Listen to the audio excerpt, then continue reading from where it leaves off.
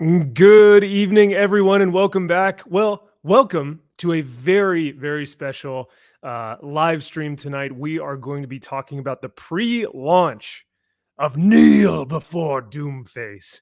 I've got an incredible panel tonight of creators, of friends. We're going to discuss character motivations. We're going to talk about story, plot lines, the artistry that went on behind the scenes of this amazing project.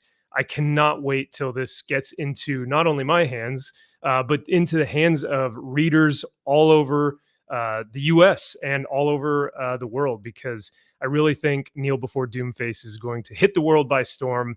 It's got everything you want. It's got comedy. It's got drama, action. It's got everything. But I can't sell it well enough because I have the creator himself, Aaron Alberto Magnifico Sparrow himself. Sir, thank you so much for being on tonight. And thank you for having congratulations to you, man, for really getting this project off the ground and beginning to, hopefully have this, launch here in the next few days, if not tonight. So I can't believe that we're like on the precipice of this. It was maybe a year ago that I was talking to Aaron Lopresti about the project, and he's like, "Well, have you started talking about it publicly yet?" And I was like, "No, it's all still secret. We're all still like pulling everything together and working on it." And he's like, "No, you got to start talking about it now, man." So I went on his show and started talking about it. And so like, I wonder if like people are like, "Man, I've been waiting for this forever." Believe me, so have I. Like, I've been waiting for this moment to really like, we've been showing lots of previews and things like that. But tonight we're going to do an in-depth deep dive, and any questions anybody has about the campaign, we're going to show off like the tiers and stuff that we've put together. Been working with Murphy at Crowd Control, who also worked with me over at Merck and is working with me at TCM Press. So, Murphy is just absolutely great. She's fantastic at what she does. She's fantastic at putting together campaigns. And so we've put together a really solid team for this. Speaking of that really solid team, let's introduce some incredible team players, not just on the book, but just on this stream tonight, and some of our good friends. We've got Drew Dolan. Speaking of Murphy, there she is. We've got our main man, Matt Moylan. And could it be? Is that who I think it is? Is it Batman? The Bat. Oh no. I am the night. Well, are you the vengeance, the night vengeance? I am vengeance. I am the night's vengeance. Well, we are extremely excited to have you here, Mr. the Bat. If I do say so myself. I'm so excited to be here. MVP. I just had to go on the record as saying, I am the MVP. You know what? I will give you that title because you do way more for Gotham than I ever would. So does that chess piece come off? Does it form an axe or a shovel or some kind of rudimentary lathe? Because I hear that's what the kids are into now. The Bat must kneel. I like that. when you're faced with Doomface, I mean, you kind of have to kneel. So that is Oscar in the chat. Oscar Creno, our fantastic colorist on Kneel Before Doomface. So all of the beautiful images that you've seen by Renzo or by Nate, Oscar has colored all of those. So he's just doing a killer job. Everybody on this project is bringing their A game, and I think it's the best. Wait! Everybody's on this project who's bringing their A game is Aaron Sparrow. Everybody, double A game. My kids, I haven't seen them in a couple months, so I'm like gonna go back to doing Halloween with them. But I needed to come on to tell you a couple things really important, just from outsider's perspective. I've been working with Aaron for 15 years now. Aaron, we've been working. Yeah. Oh my God, yes. It's crazy. And I have watched him, he does such great work. He and I, we both have a similar sort of approach to all of this stuff. You got to love it, whatever it is, you try to love it. You try to get to the level that the people who really appreciate the thing are coming from. And then you try to really give them what they want. And he is just so lovely at doing that, especially because he's got this amazing wit. Anybody who's watched Aaron speak for a few minutes, like it just his little comebacks and his little turns of phrases and stuff. He's just really wonderful at that, and a great editor to have as a writer, because a lot of times you have these editors who will go mess around with your dialogue and stuff, and you're like, oh God, don't ever touch anything that anybody ever says ever again. You don't know how to do this, but Aaron does. And I would literally, like, sometimes I would get notes from like Pixar or whatever, and I didn't want to do them. Like, I was saying, I don't want to do that, Aaron. So you did whatever. I trust you.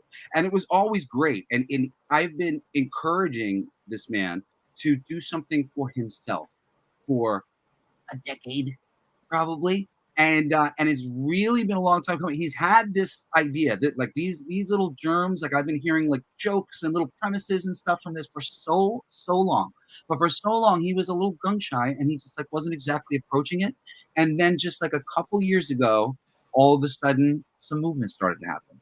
And just everybody's enthusiasm has been inspiring this man. You know, as Renzo came along and just had such like a, oh man, this is great. I just want to work on this. You know, everybody that gets in Aaron's camp just wants to work with Aaron, just like I did. That's why I never stopped.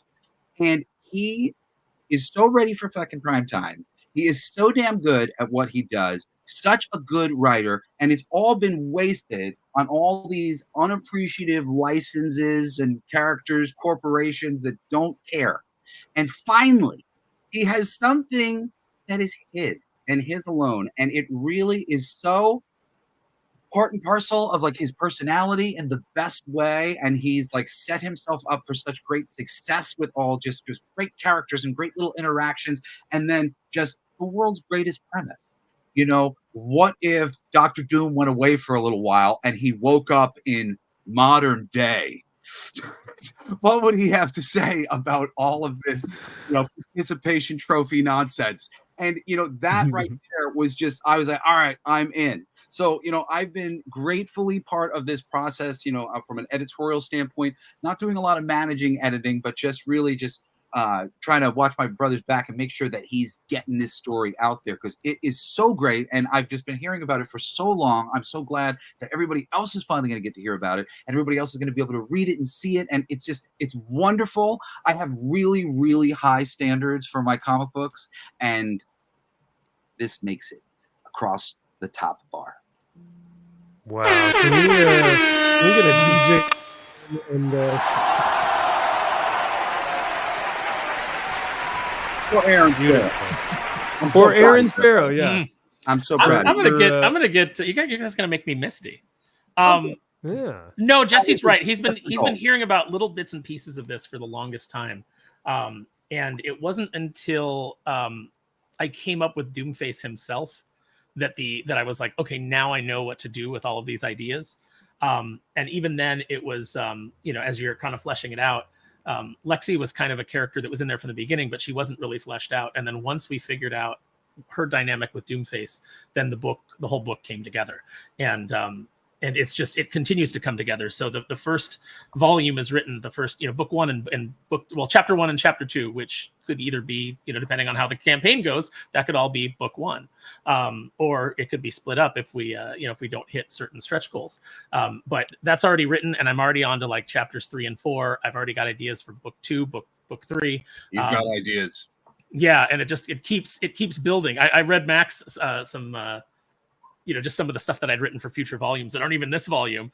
And but this is how comics works, is you're always so far ahead in your own life of where the books are, you know, where people are going to see that it's a little bit maddening. Like Drew can tell you that, you know, and Murphy can tell you the absolute anticipation of people finally reading it. First of all, being able to announce what you're doing, then being able to show off what you're doing, then people getting it in their hands and getting that feedback.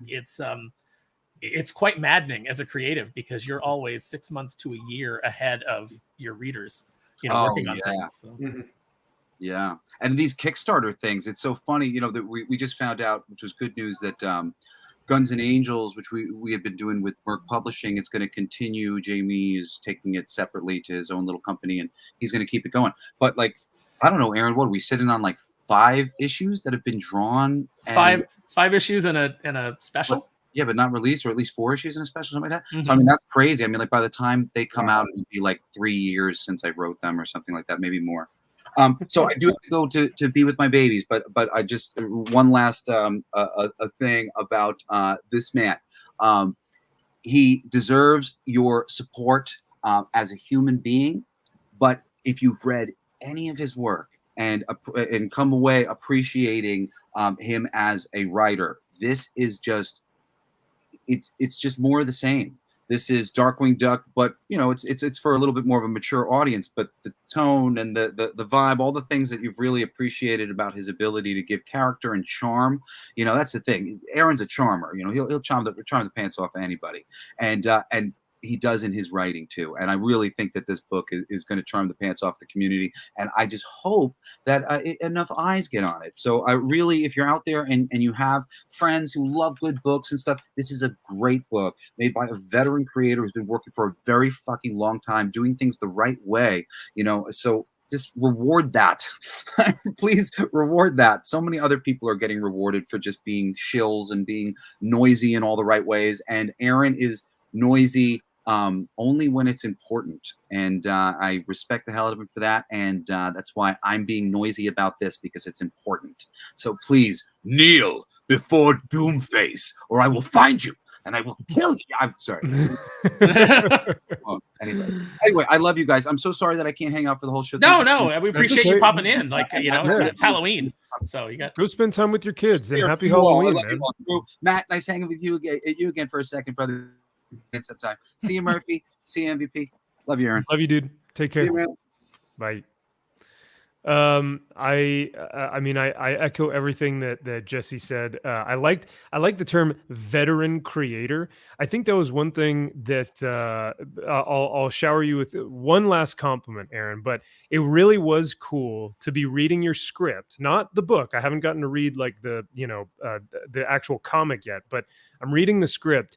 And I'm reading through this and I'm like, my friend is so talented. Like, my friends are so talented. And that's a very cool feeling to have when you don't realize it yet until you like see their work actualized. And you're like, holy shit, man. Like, my friends are super creative and talented. Like, this is really fun to watch come see to fruition, from idea, like concept creation, making it, and then now having it come to fruition. It is just a really cool experience. So that'll be my last compliment before we start getting into the actual book itself, because I'd love for you guys to share with the audience, with the chat, what they're getting into when backing this project.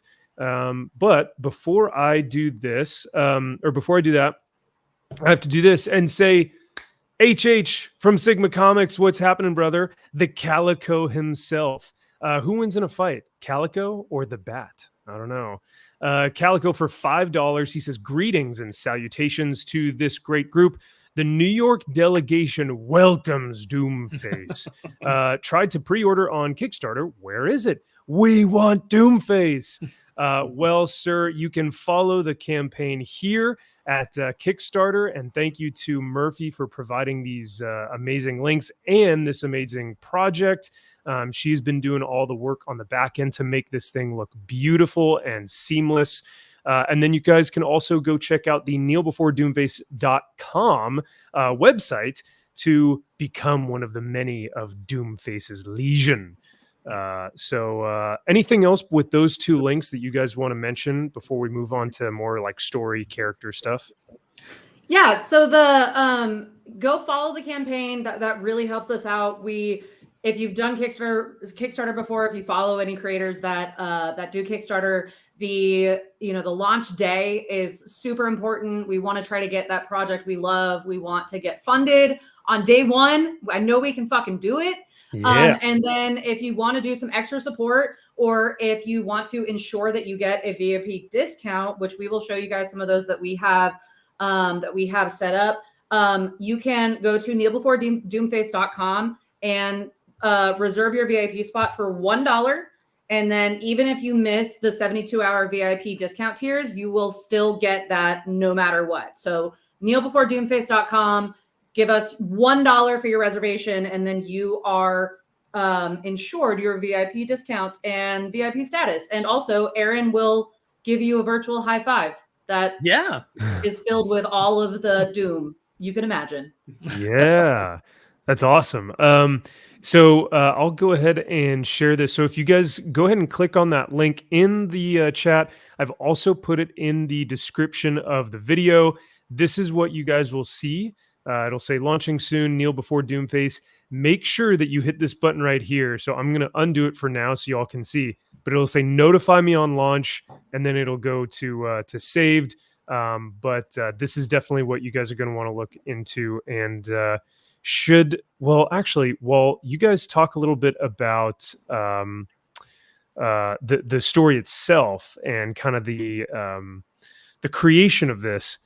Aaron, do you want me to grab some of these photos to showcase what they can be, what they should expect from some of the interiors here? Yeah, absolutely. Let's show it off. So you got it. The elevator pitch on this is if you like The Tick, or you like the Venture Brothers, or Sam and Max, or Darkwing Duck, or any of those kind of superhero kind of spoofs, this will be right in your wheelhouse. But it's not just, it's funny, I had somebody on Twitter say, so this is a comedy? And I said, yes. And they were like, oh, I'm not into comedies. I guess I'll pass.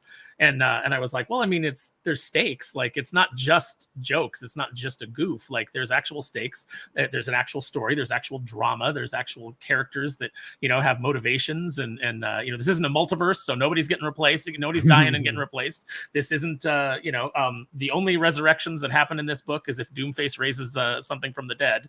So, and then it's just a zombie. So, it's not like characters will die and then come back, and it won't matter.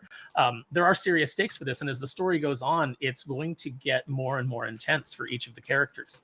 Everybody in this is quirky and has their own little, personality traits that define who they are and define their motivations.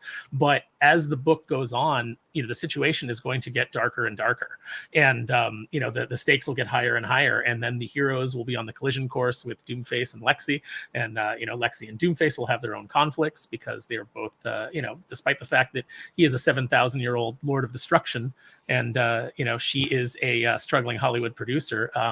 She's also Latina, so extremely hard-headed, extremely stubborn, extremely fiery, and she has a lot of sass, and she's the only one who gets away with it with Doomface.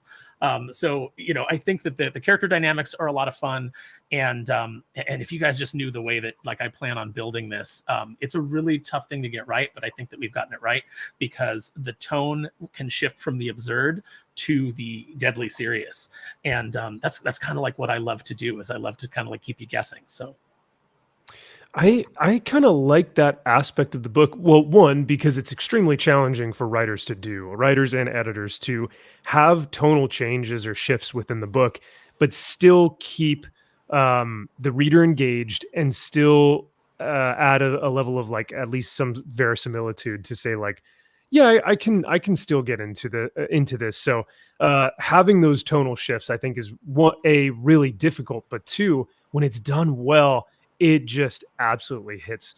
We're seeing a really bad version of that being done in current Marvel iteration films and stuff.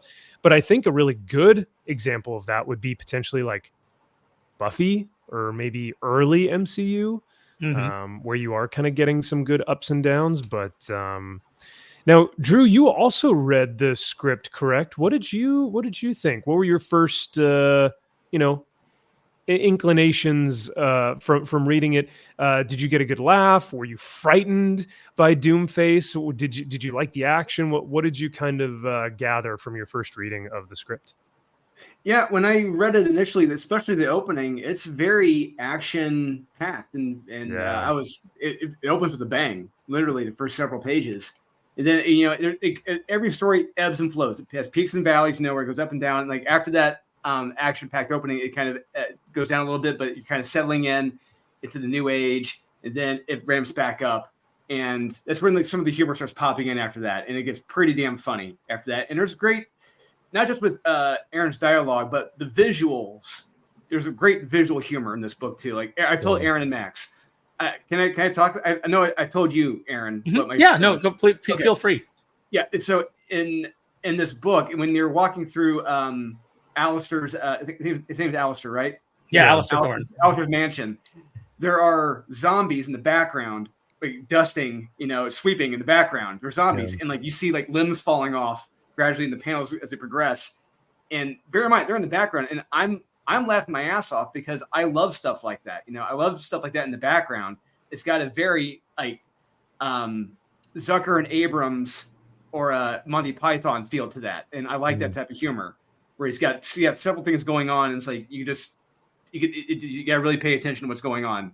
It's more than just one thing. So I like that in this story. And Renzo packs these panels full of either great action, great actual like facial expressions and character emotion, a really great atmosphere to the book. But I think too, he adds little things in, where Aaron, you and Renzo probably work together where you go, let's put a little something here and see if people notice, on this panel, or let's make this page, and the page layouts as well are very well done. But just little things like that, where it's like, let's do this, or let's put this here, and either Darkwing fans will get it, or old school Marvel fans will get it. I feel like you're going to have a lot of comic fans in general that are going to appreciate those little nudges and those little things in the background that you're talking about, Drew, to say like, man, they really put their heart and soul into this to really think through a lot of, panel by panel, really legitimately. So yeah, they're not just making the donuts. They're not just like grinding out an issue to get to the next one, No, they're actually taking their time and producing a quality comic book here. Yeah. One of the important things too, Max, is that even though I'm an editor myself, I've always said that like I think that when you're the writer, you need to hand it off to some other people to look at. You need to have editorial oversight because when it's your project, you're really close to it, so you can miss things. So I had sent Matt some pages like to show him like, here's the tone of the humor that that had like temp lettering and things on them.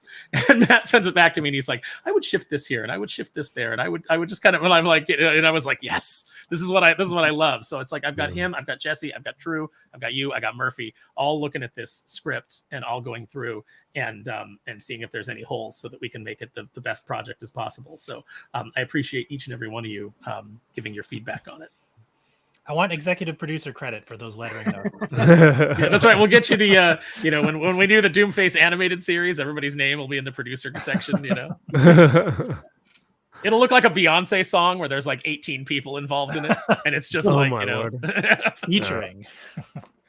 So, Aaron, shall I share with the audience the preview page, so they'll get to see all the covers, all the interiors? Are we ready to show that off? Let's do it. And then Murphy, Murphy put all this together. Like I said, Murphy is exceptional at organizing these campaigns. I could not do it without her. I'm so thankful that, first of all, I mean, just the way that all this came together. Drew and I were on Thinking Critical, and he recommended me, and then I ended up working with Murphy, and then Max, that's how I met you. And so just a shout out to Wes and Thinking Critical, because a lot of this has come together because of the connections that were made through his show. So I'll hand it over to Murphy to walk us through the campaign because she knows it better than anybody. So this is the preview. We are going live on Tuesday. We actually are going to do something that I have never done before, and we are going to share this preview link with you guys so that way you can actually get in and you can take a look at the rewards. You can take a look at the different tiers. Once we get down to the bigger tiers, there are some really awesome limited stuff, like you can get drawn into the comic. There's going to be a hand-painted by Mr. Aaron Sparrow Doomface bust statue. And we're also going to have some commission spots from Renzo and also Oscar, possibly another one that I can't say yet because that one's not for sure. But we want you guys to come and take a look at this, choose what you want. That way, when we launch on Tuesday, you can make sure if you want one of those limited spots, you can get in there and grab the one that you want and make sure that you don't miss out on that stuff. Wait, so Aaron Sparrow will paint my bust? Is that yes, I'll paint your bust. Oh my goodness. Yeah, there's a very limited number. we produced. So I've been like messing around with the sample and just like doing like color checks on it. So this is not a final product by any means. But I've been messing around with the colors and just kind of seeing how it'll go. But yeah, there is a basically like a 5x5 Doomface bust that you can get, and each one will be hand painted and numbered by me. So that's so awesome.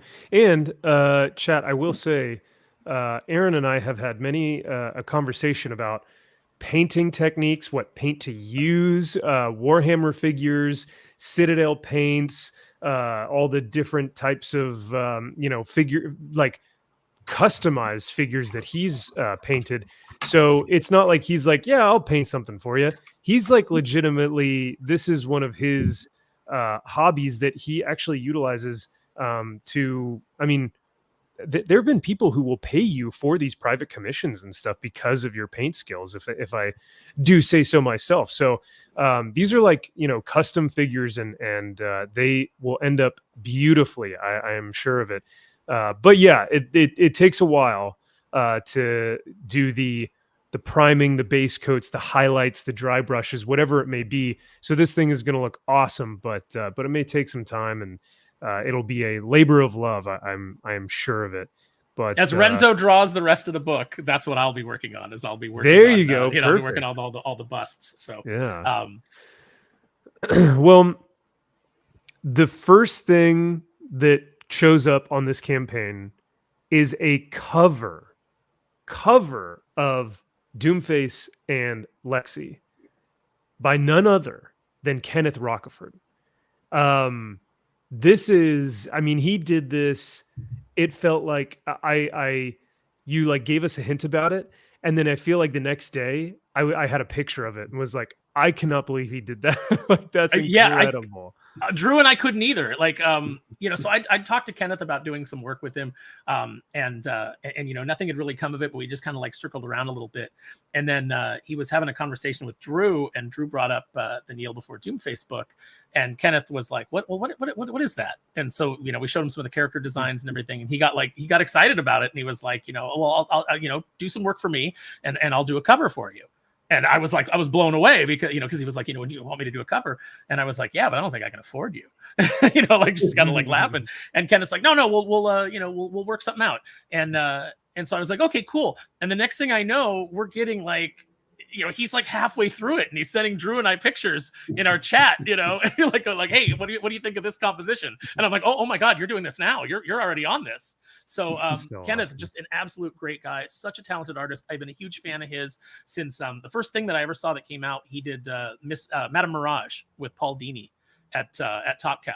And that was the first time I ever saw his work, and I was just addicted. So, I mean, to have a cover from him, who's been one of my favorite artists of all time, I'm completely humbled and blown away. And he did such a good job for us.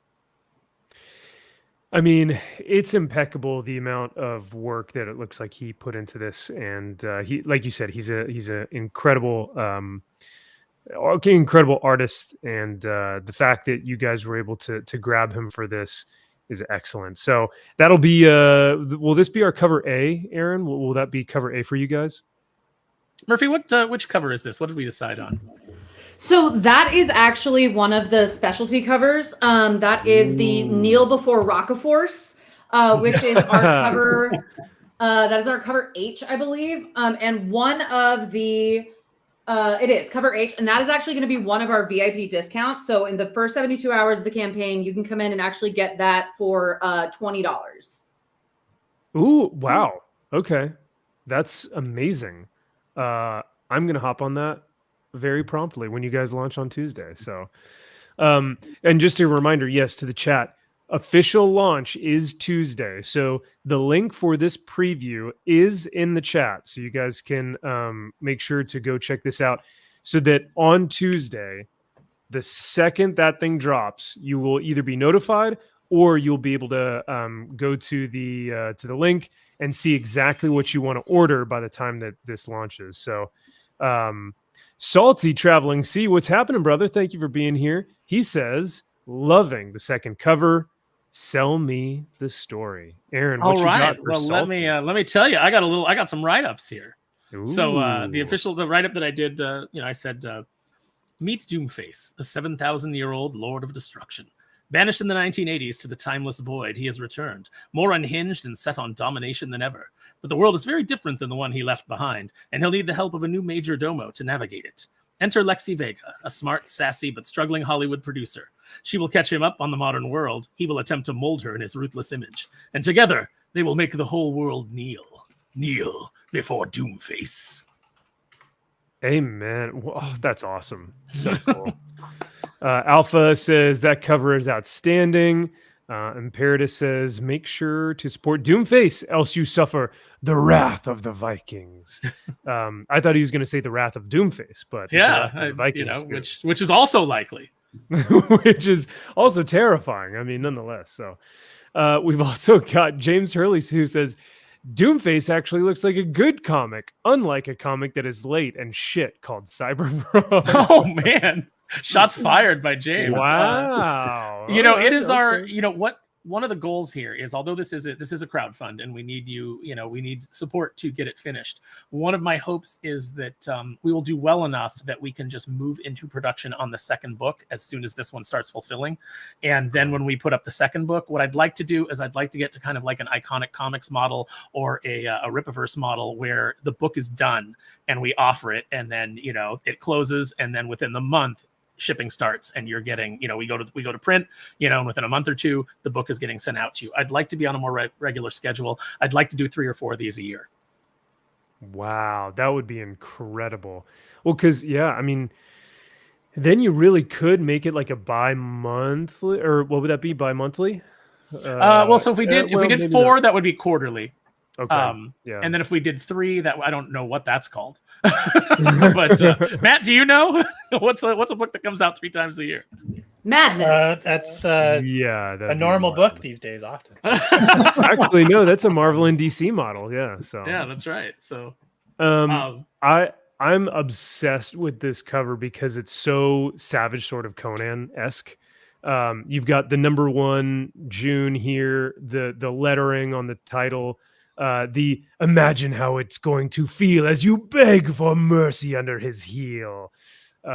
It's just, this is such a great artistic depiction of kind of classic 70s and 80s comics. So I wanted something that looked like an old Tomb of Terror or Vault of Horror, and this cover's by Lionel Castellani. And for those of you guys who don't know, Lionel Castellani is an amazing artist. He can draw in like multiple styles, and he and I almost had a Justice League Unlimited pitch go through at DC until the editors just ghosted us, and I don't know, maybe was fired or killed, who knows. But they were just gone, and like we didn't hear anything back on it. But Lionel and I were going to do like a continuation of the Justice League Unlimited cartoon in comic book form, and so I've always loved working with Lionel. He's absolutely fantastic, and he really delivered on this. It's everything that I could have wanted from this style of cover. Because when we first started talking about it and like what would be cool, and we both started talking about our love of the old like horror mags, the EC mags and things like that. It was he really just knocked it out of the park. It perfectly evokes that. So I do like the little 10 cents here too. It's pretty rad. And great logo design by Murphy. When I was telling her like what I wanted, and, we actually did this yesterday. We sat there and she was like tweaking it on screen and so just absolutely beautiful. Yeah, you guys are on point with your what I'd call like post-production quality, which is stuff that like the lettering and graphic design and cover layouts that if you don't know why, but if it's not great, then you'll just get this subconscious feeling that this is unprofessional, right? Yeah. Which a lot of crowdfunded comics have, because these are just like writers and artists doing it all themselves for the first time. But you guys are handling it very well. I agree, man. I've never seen a campaign like this polished, this well thought out, this well done. And like you said, even how things are laid out, even how the covers are have gone through it. It's almost like storyboarding a movie. Like having that pre-production really makes a difference upon launch because you've thought through a lot of these things. And so I totally agree with you there, especially like you said, just the layouts of how these covers go together. Well, every cover I've seen so far tells a story. So that's great. Yeah, that's cool. I like that. Yeah.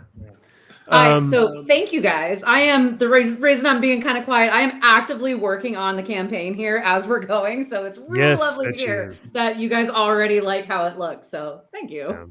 And I love the fact that, like, you know, I you know, because we were thinking, we were going back and forth and we're like, do we launch tonight while we're on the stream, you know, or do we hold off till Tuesday? Give something, you know, because like Tuesday is probably going to be pretty nerve-wracking for most people. So like, do we give them something fun to do? You know, and hopefully they respond. So, you know, but we thought it was a really good idea to give you guys the link so that you can go through and you can say, hey, I'd really like this, or, you know, I'd like it if you added this, or we had this as an add-on, or, you know, so we were really looking forward to your feedback on the campaign. Let us know what you'd like to see. You know, are we missing anything? I know that we want to add like some little acrylic figures. Renzo's finishing up the artwork on the last one, so we'll put that up as soon as we have those. You know, we're going to do, like I said, we're going to do sketch cards by both Renzo and Oscar that you guys will be able to get.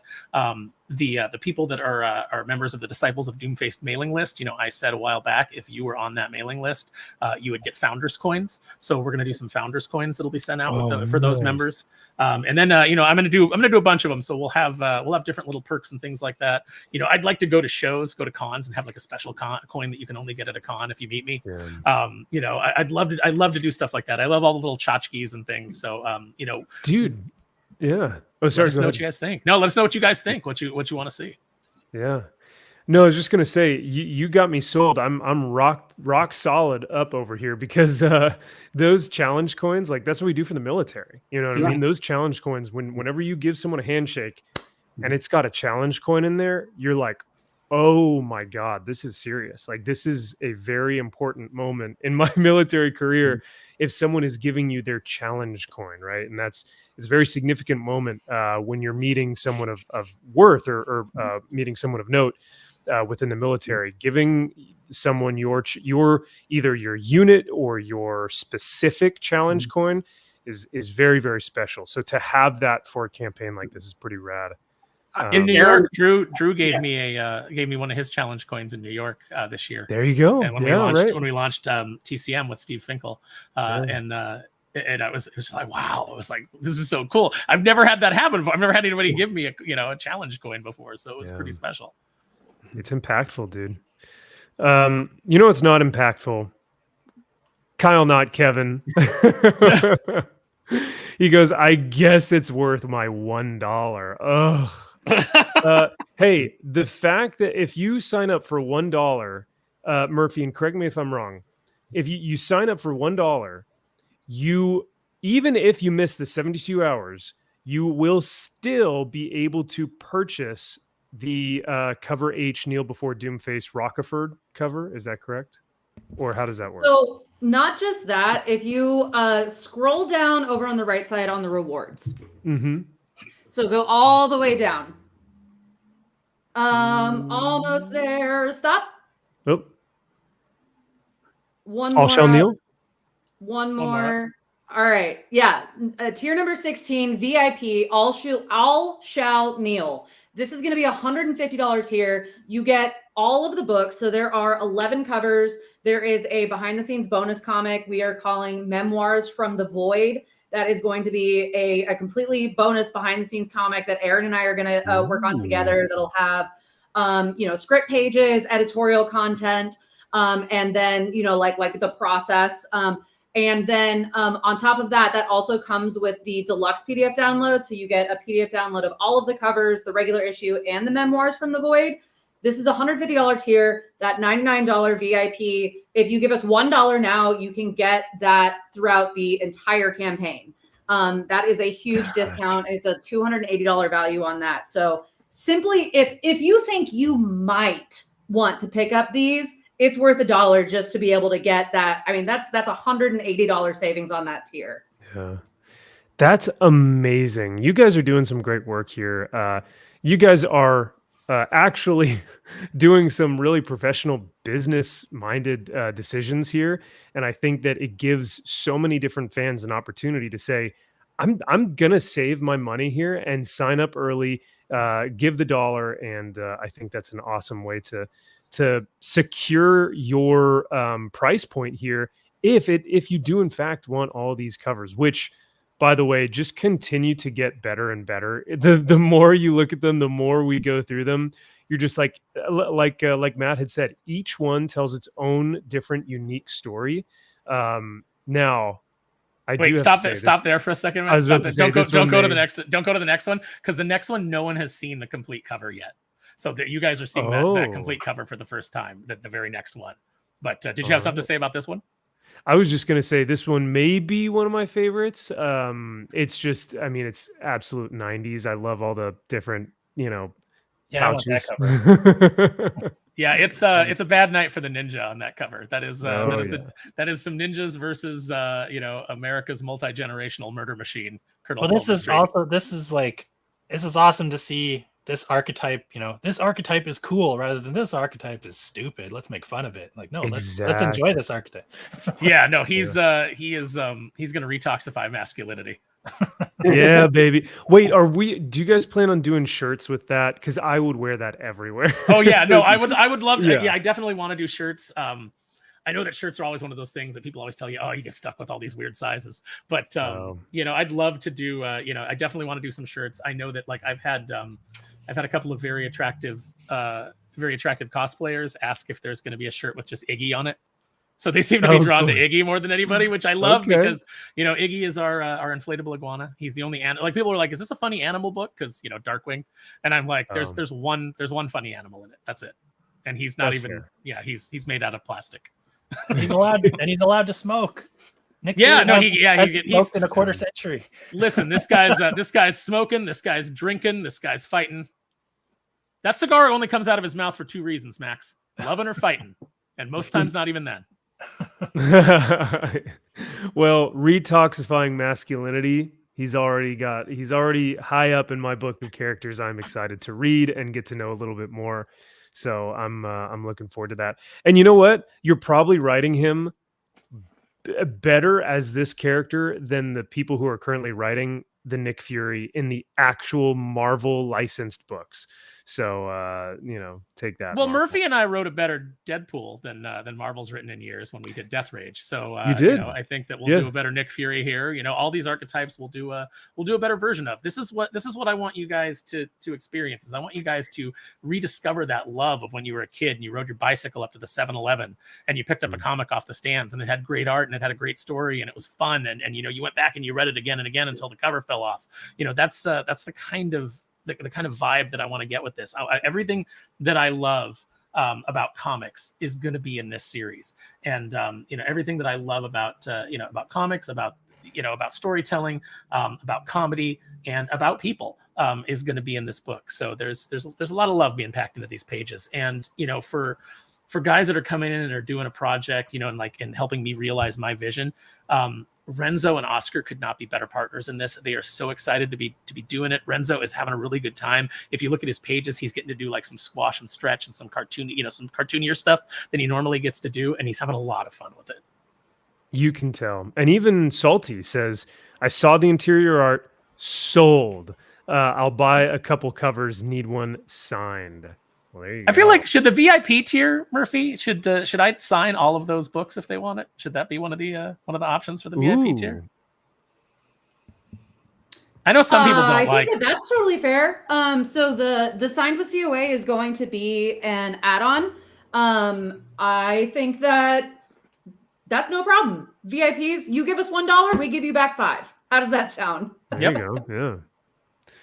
World at War Comics says, cannot wait to see San Francisco. I have some thoughts of what it may look like. It is a toilet.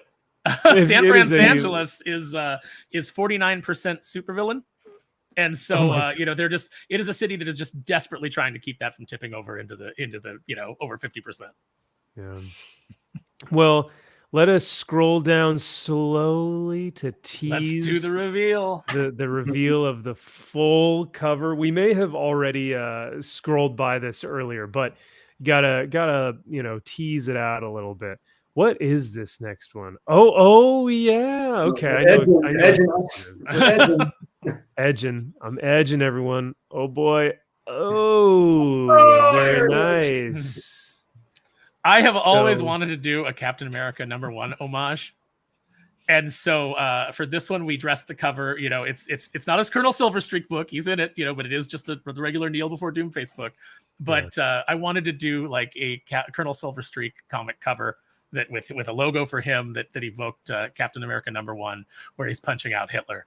But as you can see here, Colonel Silverstreak is taking on the new axis of evil, which is Klaus Schwab from the World Economic Forum, George Soros, Fauci back there in the look at his little syringes on his hands, on his fingers, yeah. like another character that's famous for fear. Dude, look we at his pin says "I love beagles." I can't. that was Renzo. Renzo added that in.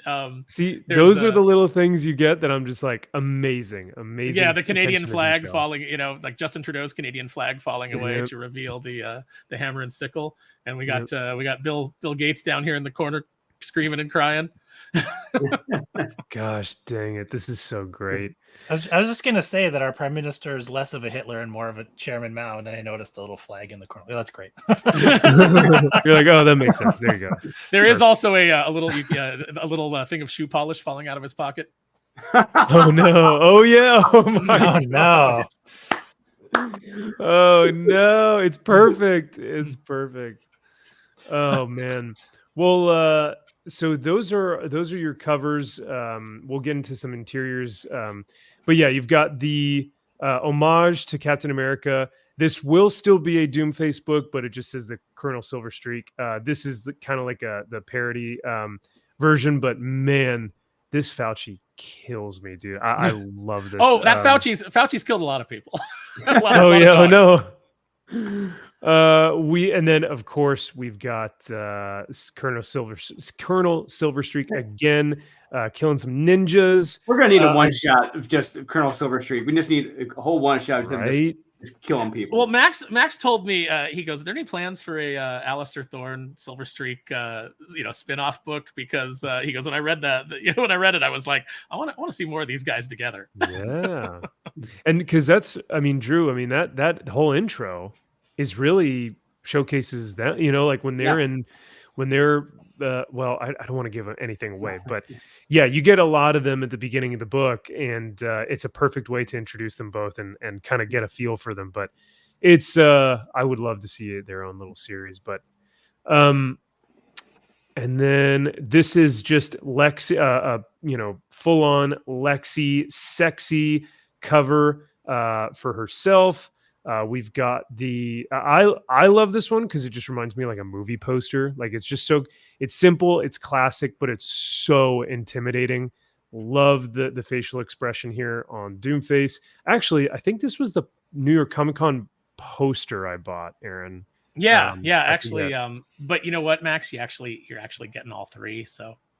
Oh dang it! But yeah, you did buy this one. You did buy this one, and that was purely because I just wanted to have a striking image that I could just put the word Neil on as like a teaser, and Renzo, you know, like this is the thing about Renzo. I'll be like, give me an image that I can just use for like an ad, and then he'll give me an image, and I'm like, well, that's a cover. Well, that's a cover. You know, it's like I can't help it. He's so damn good. Yeah. Oh, it's so good. We've got JR saying, "What's up, Ken? Congratulations, Aaron, on launching Kneel Before Doomface. The covers look awesome, especially that Rockford cover. Nice. Looking forward to getting my copy," he says. Well, thank you, JR. I know Aaron appreciates it. Yeah. Salty says, "Just promise me you won't do a $5 sale in a few months, or B, try and sell a $500 statue." Well, I am trying to sell the bust, but it is hand painted, you know, so that's a little bit different. Yeah. Yeah. So no, I can't imagine, unless this got so popular that like Sideshow was like, we want to do a premium format statue of Doomface, in which case I'd be like, yes, I will sign this. Let me see that made. No, I don't have any plans for anything like that. And I don't have any plans to do any, it's like I do a lot of shows and things like that. And I'm not dealing with the numbers that like Eric July's dealing, where it's like I'm printing, thousands and thousands of copies. I mean, it'd be nice if, it'd be a good problem to have, but I'm not going to have like, God, I got to clear out some of this warehouse space. Oh yeah, no, I mean, I do think it's gonna do well. I think it's honestly gonna do great. So the more we talk about it, the more it's gonna get promoted. And even Salty said, gonna need this blasted out on launch day. You have my sword. So yeah, chat and anyone who's watching. Just another reminder on launch day, Tuesday. That's November 5th. If you guys can begin to there's going to be a lot of chaos during that day, but the one thing that we can do to have some fun, to lighten the mood, and to help Aaron here is to share this out, back this, and begin to really showcase the amount of creative work that's gone into this. Kaiser says, is the Kickstarter up? So this is the preview edition of the Kickstarter. And I'll go ahead and share the link again in the chat for everyone, because you will be able to go check this out and be able to see which tiers you actually want to back on the day of launch, which will be Tuesday. And Salty says, I clicked to get alerts. Anything else I can do today to support this project? You can sign up for the $1 tier to get into the VIP access. Murphy, anything else that you can think of other than signing up for alerts, backing at the $1 VIP level? Anything else we can think of? Or I guess we'd say offer any feedback to either Aaron or Murphy with the campaign if you guys have anything there. But other than that, I'm trying to think. Just blast it out to everybody that you know. Help us spread the word, because that is the hardest thing. It's like I've been talking about this for a year. We've been going on shows and promoting it. But still it's just tough to get it out there, and tough to kind of penetrate the sphere of have people remember that that it's coming, and that hey, we launched it, and have them be excited to jump in. So anything that you guys can do. These covers are kicking DC's ass and driving over Marvels with a truck. Yeah. That is the thing is, so we're comics professionals. Obviously Matt is like the cover king. He does so many covers over at Udon and gets so much work from artists that I'm like, well, I need that. Well, I need that. Well, I need that. But like Murphy has, worked with artists and gotten great covers. And I've had over 15 years in the business now, working with artists and getting covers. So, I think that we all have a really good idea of what makes a great cover, and, getting the best out of our artist, and just doing things that, as fans, I know what I want to see in a cover, and I know what excites me. So, I try to translate that onto the book, so that hopefully that you guys all like it too. Hell yeah. The last thing I'll ask, it looks like Salty's looking for that $1 button. Is that going to be on the actual Doomface website? Yeah, that's on neilbeforedoomface.com. Ah, okay. So, and also there's still some things up in the store. There's some AP prints left from New York Comic Con, and I think there might be a couple of copies left of the first cover appearance of Doomface, which is already published. It's on Drew's book, Unholy Nightmare #1, for New York Comic Con. Yeah, for New York Comic Con, we did a cover jam of Doomface and Recluse. Wow! Locked in battle, and that's by Juan Jose Reap with colors by Andrew Dahlhaus. And every copy that's on the site is signed by myself, Drew, and Andrew Dahlhaus. Wow. Oh, why do we have to, when we've got this right here? It's a professional show. Yeah. We've got a soundboard and everything, folks. Don't worry. The only ones I need to add are like a buttons, and then like an Asian gong, and I need to add the guy who goes, got him. Oh no! You know what I want, Max? I'm gonna make a couple of requests. I want the losing sound from Price is Right. Oh, and okay. I want and for whenever Kyle says something, I want to have LA Knight going, "Dummy, yeah." I think I can get both of those. That's totally doable, right? So, but man, dude, Juan Jose Reap at the top of his game. How cool is it to see both of y'all's characters come to life on this page, not only fighting each other, but to have it done by like a working Marvel artist, right now, who's in he's doing the Venom world, Venom verse thing. Zombie oats. Yeah, there you go. Venom. Yes, and granted, the story is out there, but his art is fantastic. It is some of the best work of his career, and I think he said it's some of his final stuff he's doing with Marvel, which is hey, their loss and our gain, as far as I'm concerned. And he killed us, and I've loved this guy's art since the early 2000s when he was doing Nightmare on Elm Street and RoboCop, and I couldn't be happier to have him do a cover for a book. First book I was introduced, he did Black Summer with Warren Ellis. Yeah, I remember that one. That's crazy. So there are still copies of this. Granted, they are probably limited, but this is the New York Comic Con exclusive edition. Now, this isn't the Doomface book. This is Drew's Unholy Nightmare. So if you guys have watched the channel before, you'll know that Unholy Nightmare, which I do have a copy of, right? Meow. Has been releasing and is getting in the hands of backers as we speak. It is an excellent book, especially just in time for spooky season here on Halloween evening. But so this is Unholy Nightmare.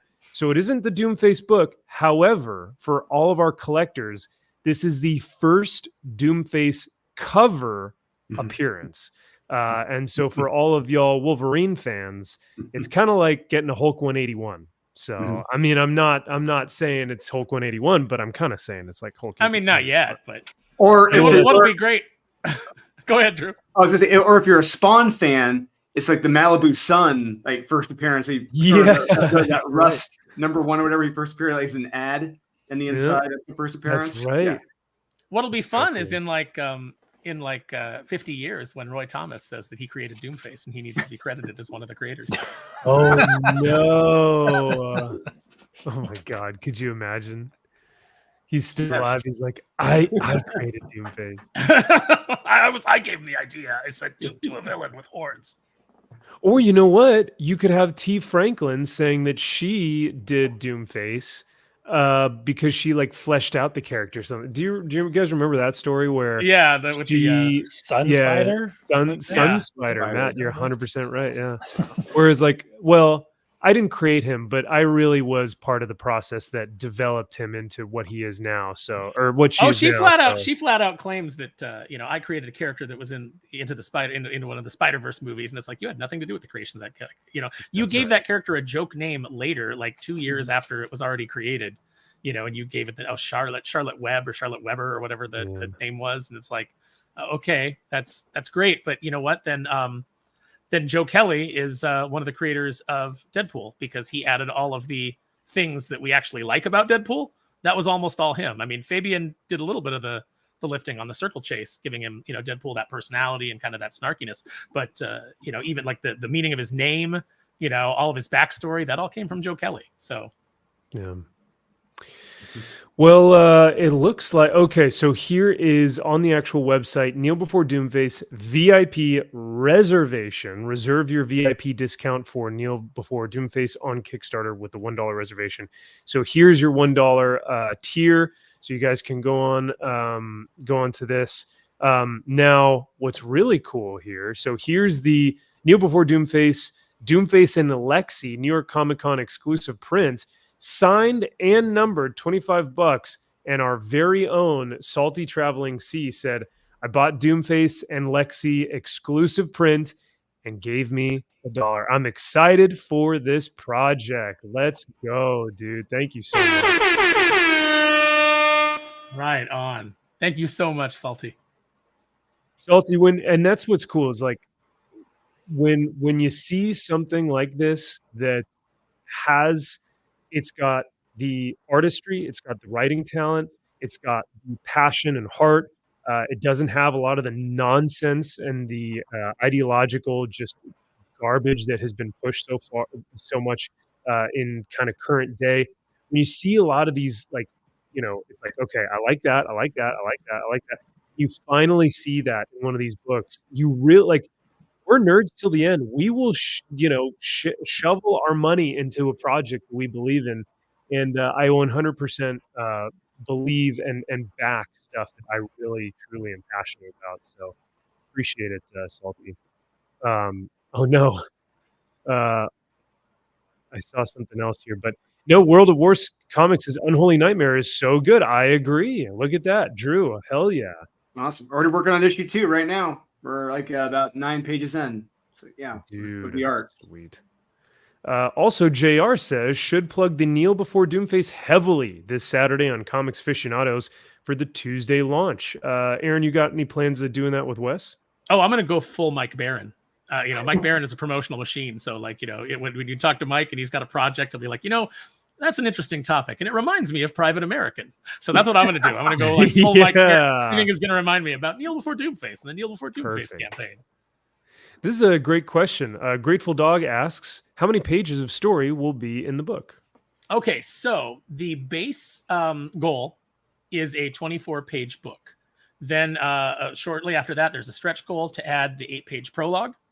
And then after that, there's going to be a stretch goal to add another 24 pages. What I would like this to be is I'd like to hit enough to where, we make enough money to where I can give you guys a 64-page book with 48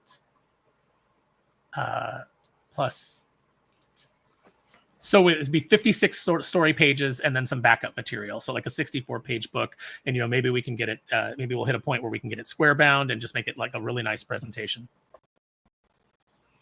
That sounds dope, especially when you've got that amount of pages that look like this. I mean, bro, I'm stunned that this is what you guys are able to produce. Well, actually, I'm not stunned because I know that you guys are talented, more talented than a lot of the hacks that are currently in a lot of mainstream stuff. But I am stunned at how well it has come out. Like this finished product looks impeccable, man. There's so much going on. Even just, I think, Matt, you had brought up layouts of some of the covers, but the layouts of these pages are super fun, very dynamic. It doesn't feel stilted or boring at all. And if I won't spoil anything, but this is one of the first iterations of when we see Doom. Is that correct, Aaron, in the book? Yeah, this is the splash page. This is from our prologue. This opens in the 80s. It is when I handed the book around, James Silvani came back and he said, he goes, I like it, but you like jump into the comedy like right away, and I'd like it to, I'd like a little bit of like seriousness. And his suggestion was, like just open with like a news report or something like that. And I was like, we opened with a news report in one of our Darkwing. We had 2 runs on Darkwing. One of them opened with a news report. Actually, 2 of them might have actually 2 different books. And so I didn't want to repeat myself. And then I thought, well, what if I show, because we talk about him being banished. What if I actually show that? And then so we went back and we designed Alistair Thorne for that, and I put together that story. And the 8-page prologue is actually treated completely straight. It is completely a serious story about how the night that Doomface almost won, and the night that he was banished from this plane of existence. And Aaron, we have a question on Facebook from a Mr. Matthew Cole. He's wondering, is this book all ages?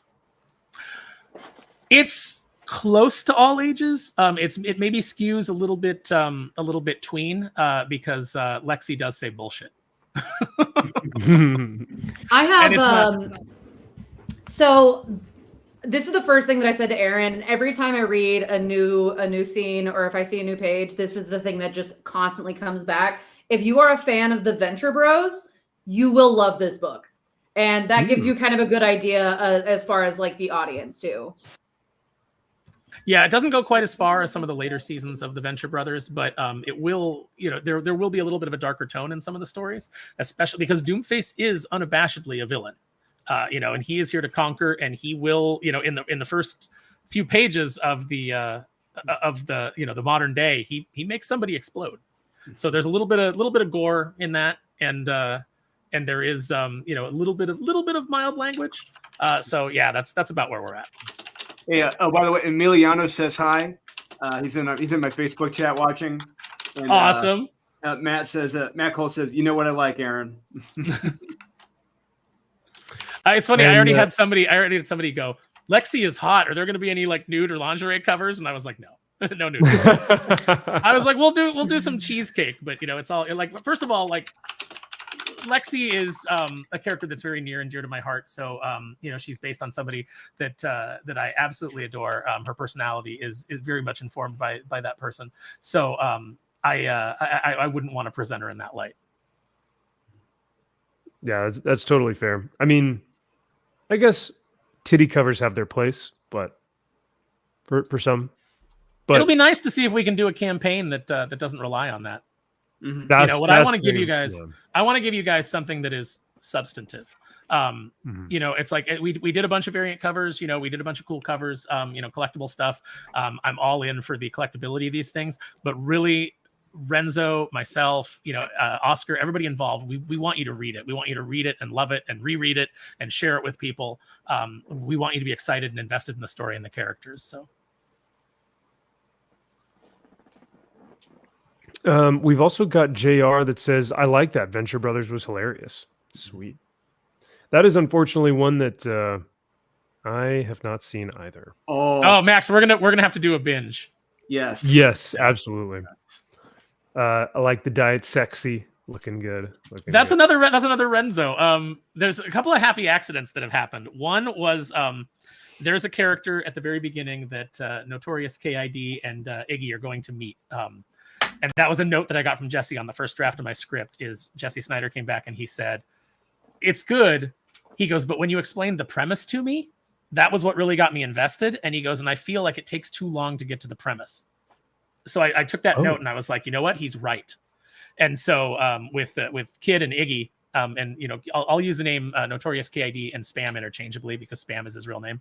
But with the two of them, I was like, you know what? He's right. It does take too long to get to the premise. So we changed it up and we have them going to a signing of one of the big superheroes. And originally I had the name the Patriarch for that character.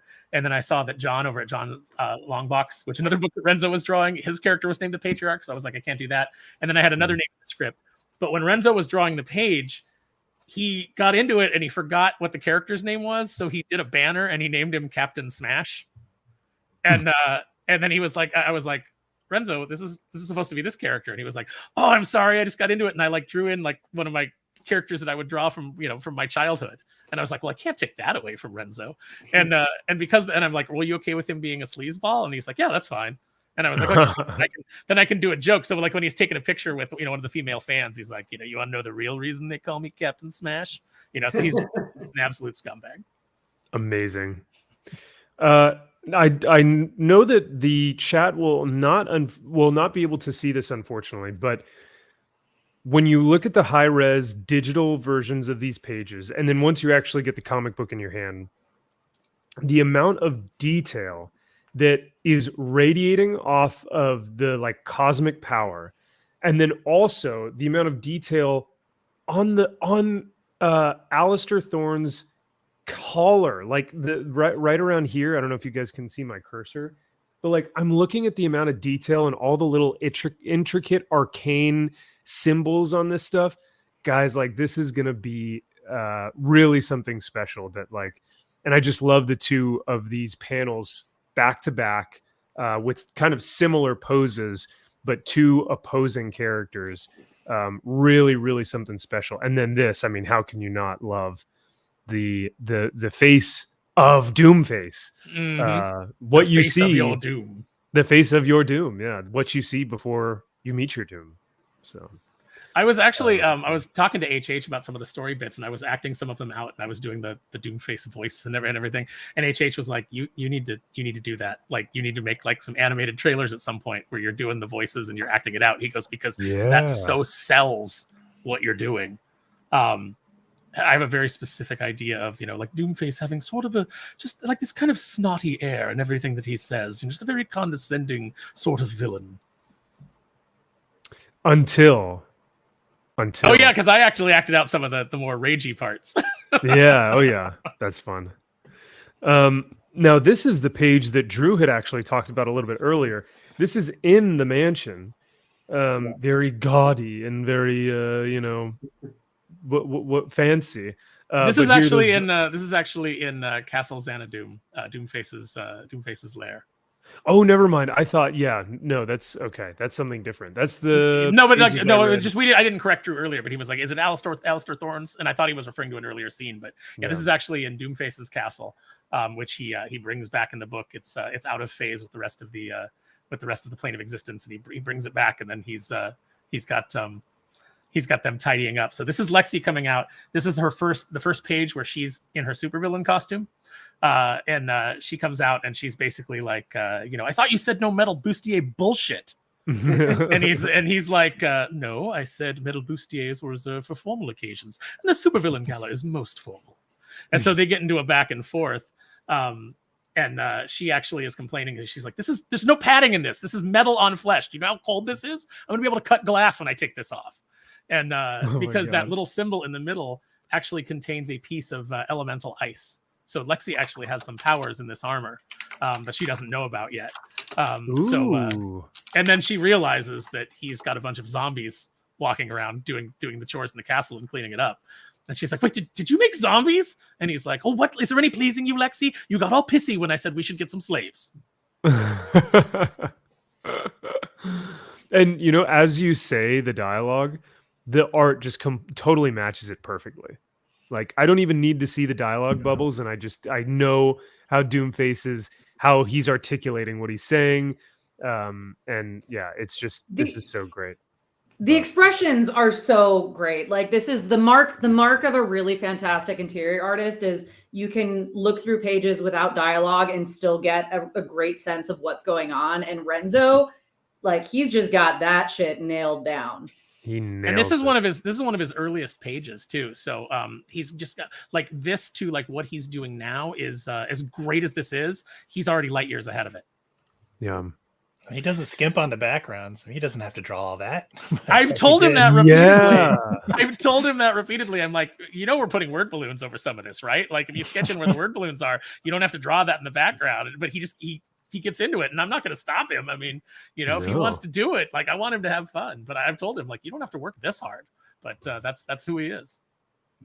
All right, Aaron. You need what is going on here? You need to give us a little bit of explanation. All right. Now, share with us what you feel like you want to share. You don't need to give everything away, or you can. It's up to you. But I am fascinated by this group of characters. But please introduce us to whoever we may be seeing here. Okay, so the A story is Doomface's return and him taking Lexi on as his major domo and starting to like break her in and their dynamic. That's the A story. The B story is two superheroes from a small town, Notorious K.I.D. and Iggy the Inflatable Iguana, and they're coming to the city of San Fransangeles because they want to help. They want to, the city is overrun with crime, and Iggy especially is very idealistic, and he wants to, his motto is, it never hurts to be helpful, even though it almost always does. So, they come to the city, and the conceit of their story, at least in these first chapters, is what if breaking into the superhero business was like breaking into the modern comic book industry? So the first real problem that they run into is not the supervillains; it's being vetted by the Social Justice League, led by the White Knight. So that's who you're seeing here is the two heroes being confronted by these characters that believe that it's their club and they need to vet everybody, and that superheroing is their exclusive province. Well, I can't tell you how excited I am to hear all the different dialogues between all these characters, and how I'm gonna guess who each one of them is. So, are you gonna guess? Or are you gonna go through? I mean, I think I know who a couple of them are just because of our previous conversations before they even came to fruition, right? But like I know who these two are right off the bat. Some of them I don't think are based off of people, but just more archetypes, maybe. But I am excited for these two because I think, dare I say, direct quotes may be pulled. I think there will be some direct quotes, yeah, probably from some comic book professionals. So some of that may be dialogue in some of these characters' mouths. There you go. And then as a reader, you'll go, "That's insane," and then you'll think to yourself and you go, "Wait a second, no one would ever say something like that. Yeah, wait a second. So, oh, these heroes are actually villains. Yes, they are. These heroes are actually colossal pieces of shit. How weird, yeah. Or it's kind of like, well, Aaron, can I don't know if it's a spoiler, but there is a bit of dialogue from I think it's Iggy, but one of them talks about the juxtaposition and says something to the effect of like, wow, for being someone who's like who writes about heroes all the time, you sure don't sound like a hero, type of thing. Yeah, it's you hear these stories of, you hear the stories of these larger than life figures, and then when you meet them, you really get to know them. They're not like that at all. No. You actually did a better job of paraphrasing it than I did. It's written a little more elegantly than I put it. You were much closer. No, but I mean, that it was just because it's the most recent thing that I think I remember reading from the script.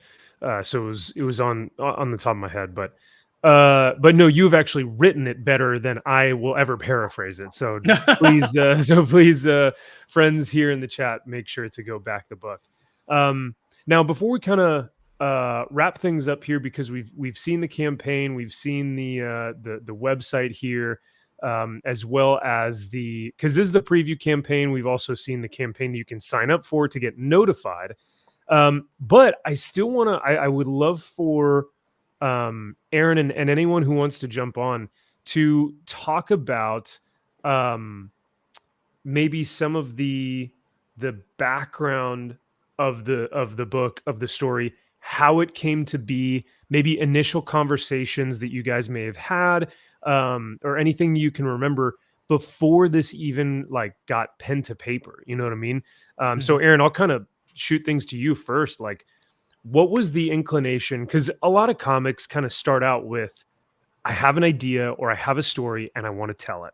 So what was your first inclination of that, to say, this is my story, this is what I want to tell? Or was it more so, I have a character and I want to showcase them? What was it for you as the creator to really put this thing, to put your words into paper? So Spam and Iggy go all the way back to the 90s, when I was just dreaming of being in comics. And I was just doodling little characters, and I was like, this would be kind of like a fun little spoof to do, is just tell, the story of these two friends. The idea is that Iggy's actually the hero. You look at him and you think Iggy's the sidekick and that Spam is the hero. But Spam is actually the sidekick. He's just there to back his buddy's play. Now he is the son of another character. He does have a superhero lineage, but really he's a more kind of like lackadaisical, laid back character, a little bit of a himbo. But his saving grace is that he really loves Iggy. Like, Iggy is his best friend, and he's always gonna back him up. And Iggy is the altruistic one. He's the one that looks at things and says, we can do better, we can help, we can make a difference, and wants to go out there and do it. So I always had that dynamic in my head. And so I started playing around with that. I did various little versions of it, but it never really like took off, and I was never really in a position to seriously pursue it. Fast forward now to when we have crowdfunding, and we have the ability to go direct to consumer. You don't have to go and give your IP away to a company. You don't have to share the profits with anybody except your creative team. It's a lot better position to be in as a creator. And so when the crowdfunding started to rise up, I started to think, I really ought to go back to that concept and do something, because I love comedy, and I love, kind of like parody and satire. But I also love telling, like these big, larger than life stories with, and I love writing character dialogue and giving them larger than life personalities. So I started putting it all together. And originally it was very Spam and Iggy focused as the A story. But then as I was coming up with villains, I thought, Doomface would be a funny name, because then he could always be saying, I am Doomface, the face of your doom, which is ridiculous. And so I was like, but then the story kind of became about Doomface. And then Lexi was always kind of in there from the beginning, because of the way that Doomface is reintroduced to the world. I needed like a TV producer character to be on the set of when he comes back. And I was like, that'd be an interesting foil for him. And so I had the idea of, I was like, I knew I wanted her to be small. I wanted her to be about 5 foot because Doomface is tall, so I like the juxtaposition there, and so that's where it kind of started off. And then like originally, I named her Alexa Vega because 2 5-foot wrestlers that I like are Alexa Bliss and Zelina Vega, so that's where that came from. And then when I was working, isn't Alexa Bliss like tiny as well? Yeah, she's 5 feet of fury. Her and Zelina Vega are both like 5 feet. So I was like, that's what I want. I want 5 feet of fury. And then I wanted her to be really fiery and sassy. And I was like, okay, so I'm going to make her Latina. You know, I grew up in like the rural barrio. So, you know, it's like, you know, I grew up around like Mexican culture and things like that. And I was like, that'll be fun because it'll be something totally foreign to Doomface as well. You know, she starts yelling at him in Spanish. He's not going to know what to do. He's going to, you know, think that she's speaking in tongues or casting a spell, you know? So, you know, that was fun. And then as I was before, like originally James Solani and I were kind of like working on like character ideas and character designs. And he said, okay, well, what do you want Lex, you know, what do you want this character to be? And I said, you know, she's got to be this tall, and I want her to be Latina, and I want her to be really fiery and sassy and kind of like sexy and like have her own, you know, she's not going to take any guff off of anybody. And he laughed and he said, you want me to just draw Allie then? And Allie is a friend of mine. And he meant it as a joke, but when he said it, I went, now that you've said that, it made me flash back to this advice I got from Tad Stones about creating characters when we were working on Darkwing. And what he said was, decide who the voice actor would be for your character. And once you know who that is, then that'll help inform how you write their dialogue. And so the moment that James said that, that like clicked into my head, and that just made the rest of the story work. And now Lexi became a bigger character, and she is tied to Doomface, and she'll be the introduction of Spam and Iggy. Like that'll be where it starts to intersect, is because she'll meet them before Doomface does. So you know, we'll start to blur those worlds together. So that's kind of how the whole like once I had that, like everything locked into place, and I knew exactly what I was doing. Dude, that's very true about the voice actor thing. I've gotten to experience that Rob Paulson voiced one of the characters that I wrote for a webcomic, and then after he did that, like, okay, I can only hear that voice now and write in his voice. That's why Steelbeak was always my favorite character to write dialogue for in Darkwing, was because Rob Paulson has such a distinct, you know, he does that, you know, hey Darkwing, you know, that kind of thing. And Tad told me that that's actually a voice. They created Steelbeak for that voice because that was the voice that Rob would come in and just kind of like bust your balls with. And he would laugh. He's always on. So but no, that's good. It's cool that that's a cool way to think about it too, to pick a voice actor and then write. And that's really cool. Yeah. Matt, so you're currently working at Udon, and you and Aaron have collaborated currently for 18 or 19 years. So oh my gosh, I didn't even realize that it was that long. That's incredible. I want to hear more about that. But before I do, Drew, it looks like you gotta tap out, brother. Yeah, I thought I could make it. I got to be up at 4:30. Just going to be here before I know it. Okay. Yeah. Well, yeah, great hanging out with all you guys. Matt, it was nice meeting you tonight. Aaron, congrats. Finally, it's happening. Cannot wait for Tuesday night, man. You've worked so hard for this. You've earned it. This is amazing. Murphy, thanks for helping guide him along the way. And we're going to do everything we can this weekend to spread the word before Tuesday. I couldn't have done it without you, man. Brother. Yeah, just doing what I can. Yeah. Well, Drew, thank you again for hanging out with us tonight, brother. And you know, a little plug for you too. You guys should get the Unholy Nightmare New York Comic Con edition on the Kneel Before Doomface website, which is not only a great book that is told and has a great story written by Drew Dolan, but it's also got the first cover appearance of Doomface with Juan Jose Reap. So we call it twofer. Yeah, it's awesome. There you go. Gotta get that. Drew, take care, brother. Thank you again for being on tonight. This is a blast. Thank you, man. Thanks, Drew. See you guys. Later. Can I just reiterate again how smart Murphy is and how good she is at doing this? Like, one other thing that I want to mention is, we're all three of us, Drew, Murphy and I, are working for TCM Press. And we've got a couple of books out there that Drew is writing, that I'm editing. Murphy's editor in chief. And it's we've got Silent Nights, and then the upcoming Depths of Valor. And Depths of Valor is actually drawn by Nate Watson, who did some of the covers, like the Silver Streak cover that you like, where he's fighting the ninjas. That's Nate. Yeah. Doomface with Lexi on the throne. That's Nate. And I've known Nate since back in like my Tokyo Pop days. You know, I was familiar with him, but then I started working with him when I moved over to Boom. So you know, this is one thing that I think is really important, in at least to me and to the people that I work with, is you know, being loyal to the people that are loyal to you. And you know, whether you fight, or whether, you know, people go away for a while and they come back, or, you know, like whatever it is, like I always think that it's important to do right by those people. So you know, it's great to be working with Nate again. It's great to be working with Murphy. Oh, I mean, Murphy, I think I met you 4 years ago now. Dallas Fan Expo. Dallas Fan Expo, excuse me. And because I was at the Merc booth, and I was like, oh my God, who are you? I met you. I was like, now I guess we're just friends now. Like, everyone was just, it was so fun. Everyone was so kind. And it was just like, because I'd known a few of the guys from the Comics Aficionados group, we just all started to get together and hang out. And it was such a pleasure to meet everyone, because everyone was so kind and welcoming. And just like, I remember walking around the con and being exhausted. And Murphy was like, come behind the booth, put your shit down. Like, why are you standing? Like, sit down. Like, put your backpack down, you know?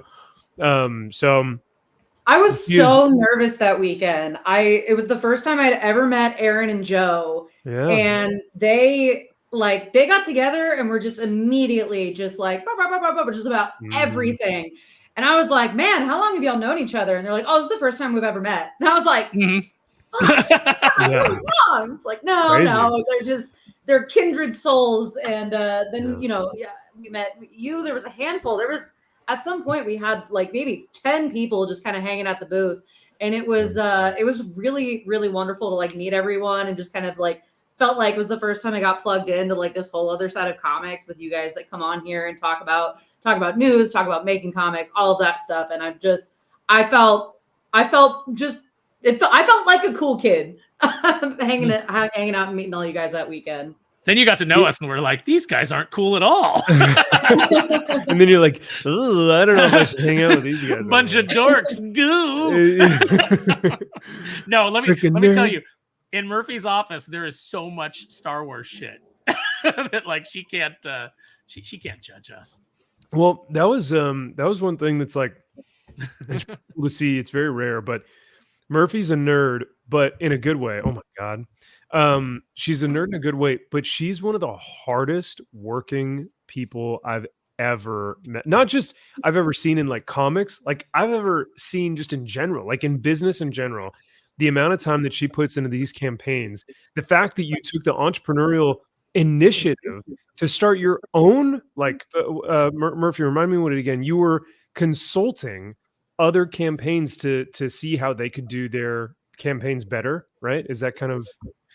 Yeah, so it's actually New York Comic Con was like the 1-year anniversary of me starting my business. So it was crowd control. And yeah, the whole thing started just to help people do Kickstarters, and it very quickly turned into like, help me with my website, which I didn't expect that to be, but yeah, it's been great. And then I did my comic has been, everything else that I do has just been so that I can do that. And you know, and Aaron's my editor on that. And you know, I think it was about 6 months ago now, Drew brought us both in to do TCM, and now we're all back together again. And it's been really great. I wish sometimes that I wasn't such a fucking workaholic, but you know, when you get into a flow, it's hard to pull yourself out. Yeah. Well, and you're so good at it. Like, very early on in working with Murphy, you know, it's like she was not the person that signed our checks, but Joe Corallo and I were both like, we work for you. Like, like, we were like, if you leave, we're done here. Like, there's nothing keeping us here except you. Yeah, I can see it. I know exactly why. So, but yes, if you know, Murphy, you spoke about your own comic. If you would like, I mean, I would be honored if you could share it. So if you have the link, please feel free to share it, or if you could share your screen. Either way, I would love for you to talk about it because the more the merrier, and we want to make sure that we're highlighting all these indie projects because I think a lot of our audience gets really sick and tired of kind of the lackadaisical nature of the mainstream that really don't take a lot of care or respect or even just effort into a lot of their books. And so to see you guys put so much effort and love and passion into your projects really makes all the difference. But yeah, no, Murph, if I'd love to see if you've I think you said you had a Halloween exclusive, or I actually have. This is a surprise drop. I haven't told anybody. I think Aaron is the only person who has even seen it yet. I literally just got this live on the site. So so cool. Okay. This is exclusive. Breaking news. We're on the scene with ding, ding, ding, ding, ding. So Damsel is my original comic. It is a dark comedy fantasy, and I'm actually in the process of fulfilling the Kickstarter if you already backed it. And I just released this on the site. This is a Damsel #1 Halloween exclusive by Marissa Pope. I actually had spent a good couple hours today doing some like color, like doing a recolor for the Blood Moon variant, which I'm really, really happy with how that came out. But that's cool. If you like exclusive covers, if you like just kind of specialty comics, there is an exclusive there. I also have the first full issue is here for, it says pre-order. I do have them, but you're not going to get them until my Kickstarter people do. So if you're out there and you back the Kickstarter, don't worry, you're still getting your books first. But yeah, go check it out, dreamhousecomics.com. I've got a Halloween exclusive up there right now. And guys, I can tell you as editor on this book, when Murphy gave me the script for this, I was blown away by how much I loved it. And I came back to her and I was like, this is the best thing that you've ever written. This is fantastic. It's such a fun concept. It's such a fun twist on the fairy tale kind of genre, which you would think everything's been done, it's been done to death, but she had a really interesting take on it, and I really enjoyed the first issue, and I cannot wait to read issue 2. I think, did you also get, now correct me if I'm wrong, because tell me if I'm like totally off on this, did you get a cover by Ale Garza? I did. Yeah, that was. It was either Ali Garza or I thought I saw another one that was there's that Sora, one. Yeah, Sora Sung. Sora Sung. The Sora, this is probably my favorite covers still to this day. Because it's so good.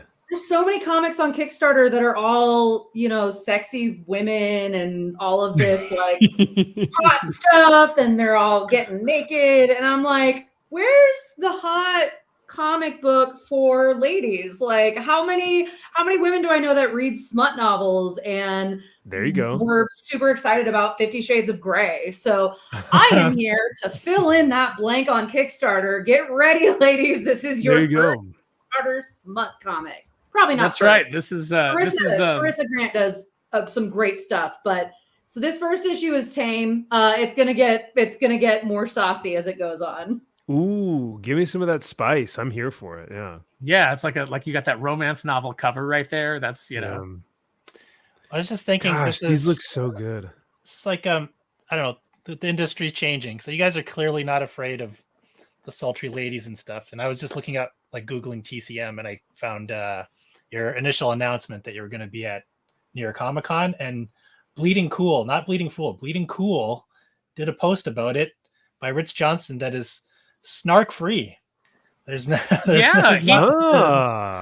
just these guys are doing some books and they look cool. He didn't even have anything to say about me, which usually he does. So that's I was excited about that.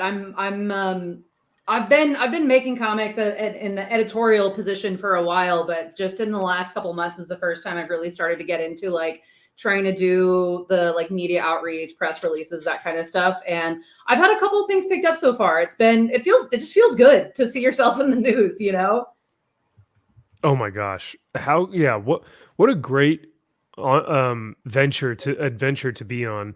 From going from Merc and then kind of having to leave really and seeing all these really great projects kind of fall by the wayside. But then having a rising from the phoenix, rising from the ashes as a phoenix moment where you can go, now I'm doing my own creator owned stuff and I'm having a blast. And now we're getting mentioned by freaking Bleeding Cool, which I mean, granted, it is Rich Johnston or Johnston. So I mean, like, but still pretty cool to see yourself in the news. So I mean, I've been in the news on Bleeding Cool before, but it's usually not been flattering. So it's usually been a hit piece. no. So you know, it's nice to see my name in an article where it was just the facts. It was not that many years ago that we published an art book. It was a group of Middle Eastern artists who had worked in video games together, and they were just doing an art book of all their original stuff. And we just put out a press release, and someone at Bleeding Cool, it wasn't Rich, but someone wrote an article about it, and they just had to put in some comments like, I bet Donald Trump is really upset about this book of Middle Eastern artists. Like, come on, dude. These are just some guys who want to make a cool art book. Why are you doing this? That has nothing to do with this is not a germane side, you know. It's just like when there's like, we're writing this article on the PlayStation, but how do we make it about Trump? Yeah. It's like just cover the stop. Yeah. So Murphy, these interiors look great. Leaving Merc and going out on our own, I think the thing that I'm most excited about with this project is anyone that's seen me or Aaron before probably knows about Death Rage and how we're both so in love with that story and the art and everything.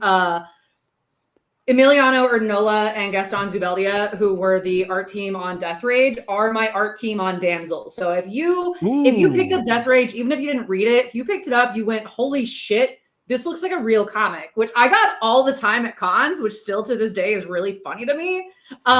If you opened that up and went, holy shit, this looks great, you're going to like this book. Nice. I love working with them. It really is true though, Murphy. Like, and I hate to say it, but like when you go to a lot of cons or when you back a lot of comic books from Kickstarter or Indiegogo or Fund My Comic or Zoop or any of these, right? You look at the comic and you go, that's a cool cover, or like, that's a cool concept. And you open that thing up after you've spent $20 and you're like, oh my God, this doesn't even look like a comic book.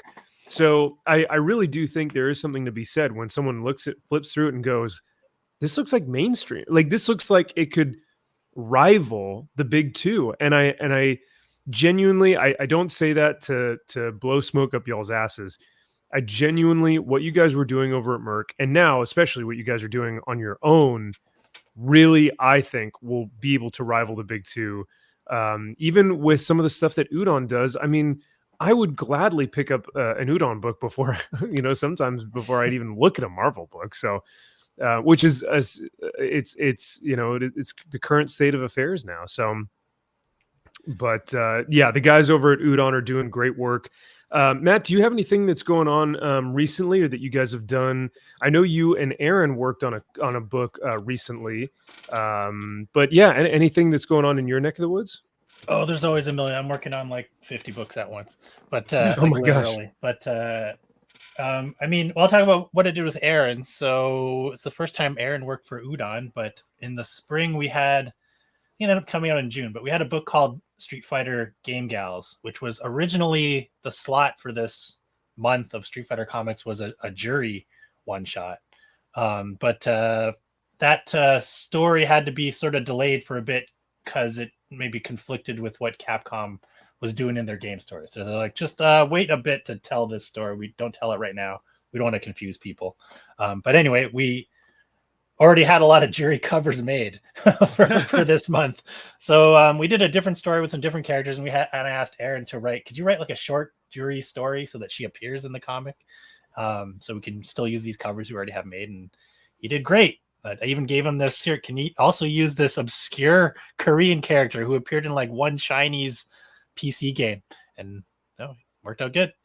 I had so much trouble. Like he's like use Shin, and he's from Mouse Generation, and I'm like, okay, yeah, I've seen his design before, and then I'm like trying to find any information on him online, like what are his moves? Oh sure. What does he do? What does he say? Like and there are a couple still screenshots of his moves. I think you can try to and then just like a this. very like 2 lines about him that like he's cocky and he thinks a lot of himself, and I was like, all right, well it's a 4-page book. It's basically just a fight. That gives me enough to go off of. And and I know Juria well enough to to make she's the focus of the story, so I get to have fun with her dialogue, and I love that character. And that was the neat thing, is because I had a lot of times someone will be announced on a character and they'll be like, oh, I've always loved this character and blah blah blah, and then you'll do like a search on their Twitter and they've never talked about that property, never talked about that character. Like you could go back through my Twitter, and long before I got that gig, I was talking about how much I love that character and how much I love Street Fighters. So it's a lot of fun. I mean, otherwise, just comics. We're of course we do Street Fighter comics. We've got many of them coming out. We do them about every 2 to 3 months. We don't do ongoing series right now, but we found that's about what our audience can handle in terms of doing special collector covers and stuff at the same time. And we also do Darkstalkers quarterly or so. And I'm writing the Final Fight miniseries with Matthew Weldon on artwork. Oh yeah, and nice. he is doing awesome. The 3rd issue should hit at the end of next month, and Matt is finishing the 4th issue's art right now. Hell yeah, dude, that sounds awesome. I really do like the Darkstalkers series, and just like that team and those characters, the character designs. I mean, I know Morrigan is probably the main character that I think gets a lot of traction. But I just love those Darkstalkers designs. I just think it's so rad. So, but what a cool property to be in it. I feel like it's very unique. But the hardcore fans, like the fans that are really devoted to either the video games or the cartoons, like the anime or the comics or whatever it may be, they are devoted, and they will continue to buy from you guys because you put out great work and because you care about the characters. So I think that's our philosophy, is be true to the characters. We can put them in new situations and new events, but it should be just what would happen, what would the character in the game do in this situation. We don't need them to be replaced by someone new or taken in a new direction. Just have fun with them as they are, pretty much. Right. Yeah, I think we talked about it on one of the streams a while ago about, you're able to bend these characters. You can bend them and put them through scenarios that are going to bend them.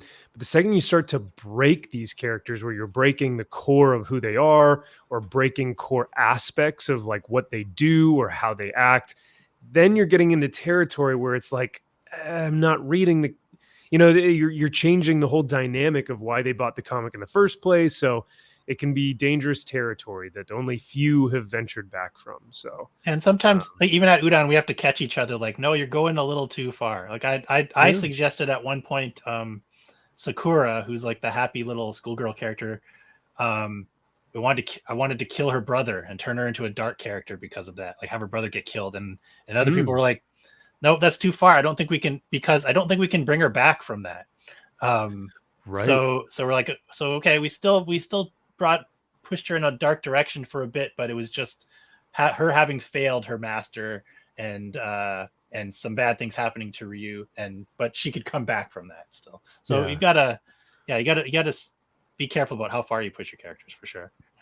Yeah, you can bend the characters, but you should never break them, and you should leave them intact for the next generation to come, or the next person to come. Yeah, it's like we consider ourselves caretakers of these characters. They aren't our characters, and they're not a conduit for our voice. We're supposed to be taking care of them. And what's really difficult then is like if you do end up breaking them or leaving them in a really terrible position, then the next writer is like, well, crap, man, why'd you do that? Like like Jason Aaron's Punisher. Who the hell wants to write Punisher after that? They're going to be like, I'll do it. I'll erase that all right out of continuity. Like, oh yeah, that was a fever dream. That was a nightmare. The real Punisher, right? That would be a fun book to write. But it's like, Marvel's never going to let you do that. Sure. Well, I mean, Wally West is a murderer now. How do you how do you fix that? Right. Like, Right? and that's one of those things I don't think you come back from that, right? You have to completely either retcon or yeah, You got to it's be like a nightmare Jeff like that. Johns level writer where you go, okay, what did Hal Yes. do? What did they have Hal do? And now how do I look at the Hal mythology? he successfully destroyed the universe, and they managed to redeem him from that. Yeah, Like, because Jeff it was Johns never managed to him, and redeem they him. came up with a plausible. He looked into the lore, and he came up with a plausible reason for. Yeah. Like, oh, it wasn't Hal; it was Parallax, Right. controlling Hal and influencing Hal, and Makes he built a whole mythology around that idea, and that's kind of what you have to do. Is you have to either find a very simple out, or you have to find a very complex out that gives you a huge story. Those are your only two options. You can't just kind of like middle of the road it. And I think, comic fans get kind of a hard time. They get given a hard time because people will be like, "Oh, you don't like change." Honestly, I think comic fans are some of the notoriously known for accepting honestly like really bullshit stuff happening to characters or storylines or continuity or canon, and they'll just be like, you know what? Okay, fine, I'll accept that. They're really flexible with some of that stuff that comes about. Now, recently, not so much because we've been seeing a lot of these characters just absolutely disrespected, but I think comic fans more than anyone are pretty patient people and are really willing to give characters a chance or a shot at something. But you can only do that for so long until you're like, okay, I'm done. But Tom King, Max, he's got Wonder Woman. She's eating the rats. She's eating her pets. everybody tells me that he's the worst. Yeah, his Wonder Woman run will go down as one of the worst, not just Wonder Woman runs, but one of the worst comic runs. It is odd that I continue to see people having that as their like top book of the week. It's just fascinating. I don't see it. I don't get it. Well, I mean, not everybody has taste, Max. Not like us when we've right. got Doomface, when we've got Damsel, and we've got Udon. Actually, we've got 3 Ds. We've got Doomface, Darkstalkers, and Damsel. Look at that. Yeah. So, I like it. I thought I liked double So Ds, come but to triple us Ds. I'll take the triple Ds too. So give me come to us if you want the D. Is that what you're saying? I mean, I was going with the other Ds. I like your version better. For me personally, Hey, that's fair. It's everybody like the else's Seinfeld mileage episode. may vary. Right. Not that there's anything wrong with that. If they do want the D, if they want the D you'll or know the double Ds. You'll know you've made it when you get some Doomface fan yaoi comics being made. Oh yeah! Oh my lord! Well, like I said, I've already had like people like asking, so we're Doomface and Lexi a couple? Like I'm like, oh, don't start the shipping already, please. Just give the story a little time to unfold. Oh no! What's Murphy grabbing? Oh my lord! That's right. Is that Death Rage? Yep. I did an event at the Alamo Draft House for the Deadpool premiere, and there was a couple of shops. So I do work with my local comic shop, and there was a couple other guys there that also make comics and had like artist guests. And I gave everyone Death Rage because I want everyone in the world to read it. And like a couple hours later, one of the guys came over and handed me this, and he was just like, "The character was too cool. I had to." I love it. That's amazing. It's the greatest feeling when someone draws your character just like on their own. Like, yeah. Thank you. Getting fan art is fantastic. I've already got a couple of pieces of Doomface fan art. It's been great. Like Rory Miller drew one, and I got one from what's his I can't, I'm blanking on his name, but like it's just such a fun thing. When I'll know I've made it? When I'm sitting at a show or I'm up here, and somebody comes up and they're in like a Doomface cosplay. That's when I'll be like, it's real. This is a real thing. Yeah. Well, I think we're about to hit 2 hours here. So I just want to give a huge thank you to all the panelists who are on tonight. I know Jesse and Drew weren't able to be here for the last bit of it, but Aaron, Matt, Murphy, you guys are the best.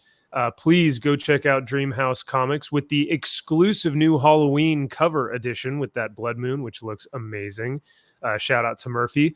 Speaking of Murphy, she is currently not only working on her own comic, but is working on the Kneel Before Doomface project as well. She is a hardworking woman. So you guys, please go check out the kneelbeforedoomface.com website if you want to get in on the ground floor get that $1 VIP level that will get you specific, like, granted access to the campaign that not a lot of other people will be able to get on. And then you've also got the preview edition of the actual crowdfunded page. Go check that out so that on launch, which will be Tuesday, November 5th, you guys can check out the launch page. And by then, because you'll have the preview page here, you'll know exactly what you want to buy, and you'll be able to put it in. And that's what she said. So, or that's what he said. But other than that, is there anything that I'm missing? Let me guys know if you guys have anything else before we head out for the night. I think you got everything. I think that Cool. you know, on Tuesday we've got a really fun chance to just put out a bunch of stuff for the campaign. That's like, you know, vote Doomface. Hey, yeah, there you go. Aaron, when I said I wanted to move the launch to Tuesday, did you say what Tuesday was? Because tonight is the first time that I had that realization. And Yeah, you're like, I did. I oh, was like, no, wait a well, second. Tuesday, like something might be happening. Like there might be another stream. You know, like I'm talking right now and trying to work out the logistics of it. So there might be an actual launch stream on a pretty big channel. So you know, I can't say who yet, but you know, we're trying to work it out. Yeah. So yeah, Tuesday, but Tuesday is of course election day. So Are yeah, you going I'm on just Joe gonna go. Rogan, Aaron? Yes, I'm gonna do 3 hours of Joe Hey. Rogan. I'm flying down to Austin. I tried to insist that he comes to me, but he said he doesn't do that. So I'm gonna fly down there, and I think Beyonce is gonna be there with me. Oh, well, is she performing? She better be performing. She's gonna get in there and do the thing. Oh, okay, all right. She's gonna do it up. Do we want to do a day one only reward that is a vote for Doomface button? I think we do. That'd be I- fun. Oh my God. I think we have to, honestly. Wait, like a sticker that says "I voted" and then have the pin on there or whatever. Like, that's too funny. Your vote means nothing. Or we can do I knelt. Yes. Ooh, I like it. See, this is why I work with Murphy. Yeah. Not only is she a great businesswoman, but a creative as well. So, Oh yeah, you we know, bounce stuff off each other like all the time. That's why Death Rage was so fun, is because it would be like, okay, what are your ideas here? And she's like, I kind of set up this, and I'm like, what if we did this? And she's like, oh, and then we could do this, you know? And it's like, yes, you know, it's like I love that. It's Murphy's the first person that I ever co-wrote something with, and it was fantastic. It was such a great synergy. Like I absolutely love it. We've got a question from the chat. Brian says, how do you see the preview page? So if you go to this link, Brian, you should be able to either copy paste it, or you should be able to click on it from YouTube. You'll be able to go to the preview Kickstarter page. And what this will do is it'll actually, let me actually post this one. Sorry, excuse me. That was the sign up page. This is the page you want. So click on this bad boy. And you will be able to see the preview page, which will give you the interior artwork for the pages. It'll give you the covers and all of the different tiers that you can potentially back. So I think that should do it. So, well, ladies and gentlemen, thank you guys again for such a fun night. Now, I will give everyone a heads up. Normally, we do our Friday comic shop conversations on Friday nights. We will not be doing it tomorrow night. I wanted to take its place to move it here Thursday so we could do the pre-launch stream. So no comic shop conversations on Friday, but you should most likely be seeing us Sunday because we're getting ready. It'll be 2 days from the election. Plenty to talk about. So we'll be talking pop culture, culture in general, and maybe some election stuff, but we'll see. Other than that, you guys got anything else before we take off for the evening? Anything else to promote or talk about? Just that I love you, Max. Oh, Love you, brother. No, yes, we do have something. One more thing. Silent Nights #1 is live right now on Kickstarter. Oh yeah, yes, I brought that yeah. up, but I didn't say it's live right now. And so this is if you guys like you know your espionage, your sexy spies doing sexy stuff and getting up to sexy shenanigans, you will love this. It's the second best thing Drew has ever written. Yeah, that's true. The first being the upcoming Depths of Valor, in my humble opinion.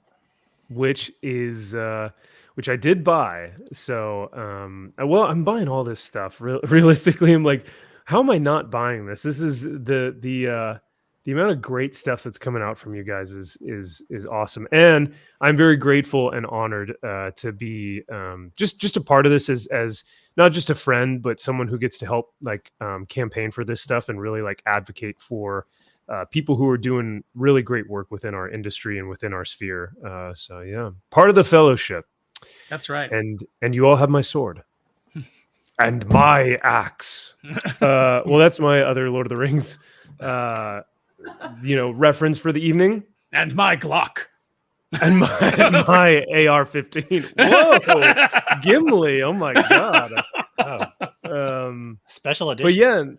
But yeah, I know that was on the extended Peter Jackson. Well, isn't that the thing? Whenever anybody says like, it's a fantasy world, what do you care? And I'm like, well, if all of a sudden, they're like, we're gonna drive to Mordor in our Nissan, hatchback, you'd be like, wait a minute, this doesn't belong. It's like, what? See what I did there? Yeah, see, gotcha. You can break the world. Yeah. Well, enjoy y'all's night, everyone. Thank you all so much for coming out this evening and watching this live. For any of you who are watching on the replay, all this stuff will still be up. I'll put all the links in the description so you can find them there if you can't find them in the chat. But I highly recommend everyone going to Wes's channel on Thinking Critical on Saturday to get maybe even more information or to hear more about the Doomface project. But we're extremely excited about it. I'm blessed to know these people and to be part of this, and I'm very, very excited and really just honored to be a part of this, like I said, and really grateful to see where this is going to go. So with all that being said, we'll play our outro for the evening. Have a great night, everyone, and we'll see you this weekend. Take care. Thanks for joining us, everybody.